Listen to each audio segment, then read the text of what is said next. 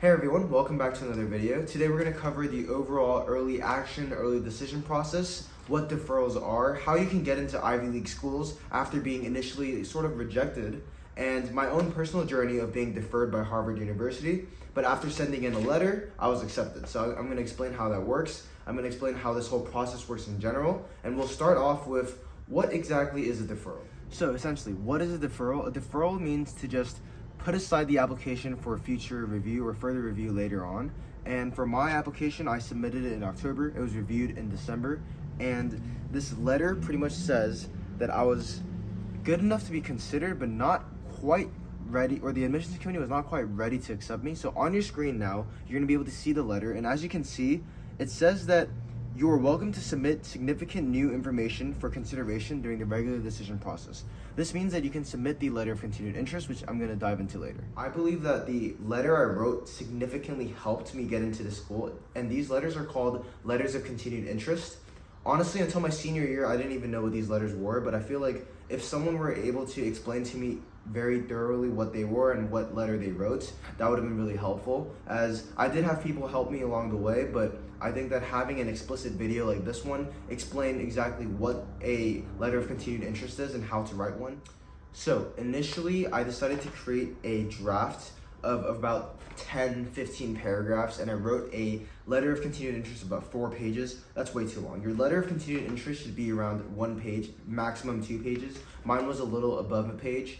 And basically I'm gonna explain what I wrote in my letter and how you can write something that is personal to you, but also is effective in convincing the university to let you in. Obviously, different schools have different things they're looking for, but every single competitive university, whether it be Harvard, Princeton, Columbia, all have a certain type of letter of continued interest they would favor. So my final draft had 7 paragraphs of what I wanted to write to Harvard, and the first paragraph started off by claiming that Harvard is still my first choice, which was true, and I explained that Harvard, no matter what, is my first choice of university, and I really like the university because of its interdisciplinary curriculum. I also explained that my interests are not only economics, which I displayed as my first intended major, but I also said that I really like history, I really like mathematics, and I just wanted to emphasize that to the admissions committee. My second paragraph now talked about how math has always been my favorite subject when I was growing up. I even talked about how I TA'd for my AP Calculus A, B, and BC classes for over 2 years at Larchmont, so I feel like I'm very familiar with math, and I'm very involved in my school's math department. So that's pretty much what my second paragraph was about. Now, my third paragraph is where it starts becoming very elongated. So the first 2 paragraphs were very short, but now for the third paragraph, I talked about my 8th grade mock trial teacher, how she got me into history, got me passionate about other subjects than math, and I also talked about my summer research program. The summer before my senior year, I did an 8-week research program with a U Chicago professor, and we researched the Gilded Age of the United States, which is just 19th century America, and I explained how I really liked the research, and I feel that the courses at Harvard and the professors at Harvard simply matched all of my interests. So this kind of tied back to my first paragraph about how I have an interest in economics and history, despite being very involved in the math department at my school. So the courses that I listed that I really wanted to take were the history of economic growth, game theory with applications to social behavior, and I stated that these 2 courses combined my interest in history, mathematics, and economics. Now, for my 4th paragraph, I talked about how I applied all the research skills from that summer program into more research I did later on with UCLA professor Ramesh, and we basically researched AI ethics, how much influence AI has in our current culture, how technology is developing, and how it relates to the current government policies. All of this research, I actually applied it later on, so I explained how my researching skills that I developed over the summer, researching all of the 19th century industrialists and explaining how they had their own philosophies, like all that in-depth research, that led to a lot of skills that I was able to translate into this UCLA research. So that's pretty much what my 4th paragraph was talking about, because I felt that even though I had those 2 activities listed in my common app activity list, I wasn't able to actually explain it in this manner, so I was explaining my activities more and more. My 5th paragraph talked about how I actually put those research papers into action. So I mentioned this in my previous videos, but what I did for my AP government project my senior year, so this was in the beginning of my senior year, around November, December, I took a bunch of bulletin boards for my school, and I asked my principal, can I use these boards to post up a digital Bill of Rights? And he said, what is that? And I explained that I wanted to create a mock digital Bill of Rights that shows that pretty much shows a bunch of amendments of how we can regulate AI, regulate technology to ensure that we can maximize its uses, but also to protect us from stuff like deepfake that can be used to scam people, right? So I was basically writing my own kind of constitution of like how we should regulate technologies, and I asked my principal, can I put this up? So I was explaining to Harvard all of this, right?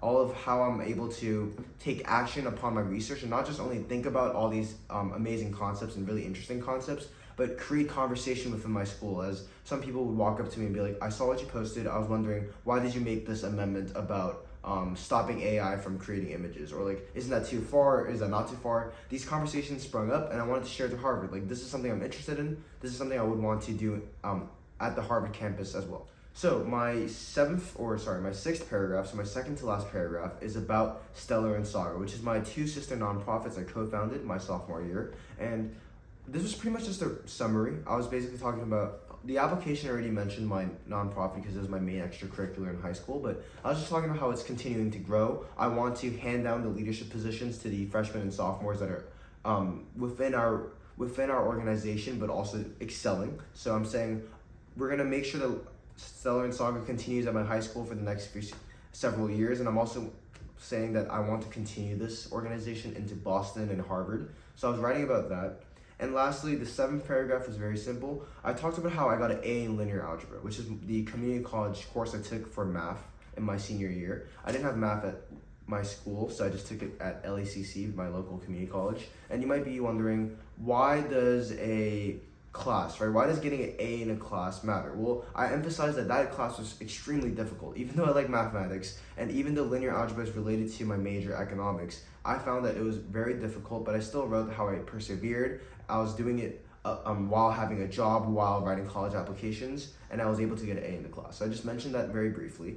I also mentioned how it's related to my major, and I mentioned my job as well. I said, well, initially I was working 8 hours a week at the Rite Aid over the summer, but as I finished college applications and as December became January, I started to work 16 to 18 hours a week. So I just updated Harvard that, yeah, even though I have less things to do now because my college application process is over, I'm still making the most of my time as I doubled my work hours, and I continue to work that way all the way until March. So that pretty much wraps up the essay or the letter of continued interest that I wrote to Harvard, and now I'm going to talk about how it can be applied to you.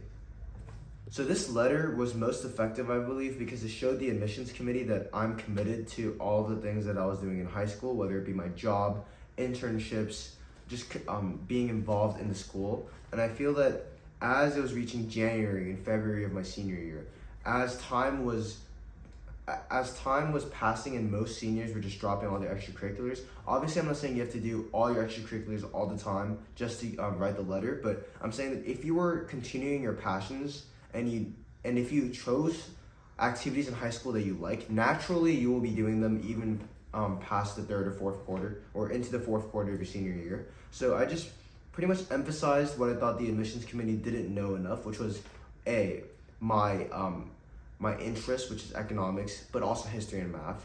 B, the amount of time that work and research takes into my daily schedule. So instead of just studying, I do a lot of research with the professors. I clock in at my job. So this took up a lot of time, which I wanted to re-emphasize. And lastly, I just wanted to talk about how I have future aspirations. I want to continue Stellar and Saga at Harvard. I want to make sure that it continues at my high school. So all these things I believe can be applied to anyone. So if you're watching this video and you're wondering, okay, I got deferred from the school.